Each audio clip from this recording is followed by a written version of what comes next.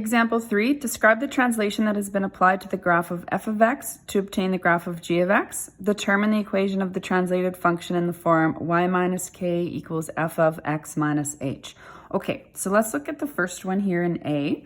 So f of x is this graph right here. It says f of x equals x squared. So this is our parabola here. And what we want to do is see how it moved to the g of x graph. Now the question specifically says translation. So that means I know that it just moved left, down, up, and right. There was no stretches or reflections and things like that. So the easiest thing to do is just simply count the vertex to see how it moves. So if we go from here, it went 1, 2, 3, 4 left. I'll just write that down to keep track. And then it went 1, 2, 3, 4, 5 down. So this means that my 4 left would mean h is equal to -4. 5 down would mean k is equal to -5.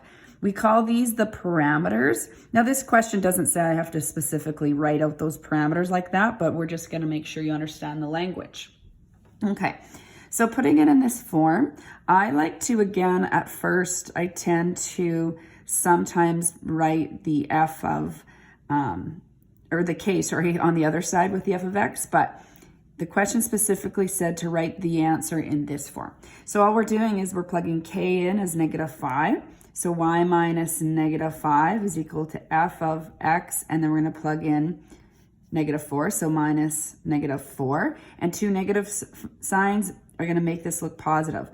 Now I wrote this all out in 2 steps just so you can see how those signs change, but you can certainly really just write your answer down here on these questions of just recognizing that those signs appear opposite. Now it appears opposite on this side as well, simply because we are used to seeing it on this side.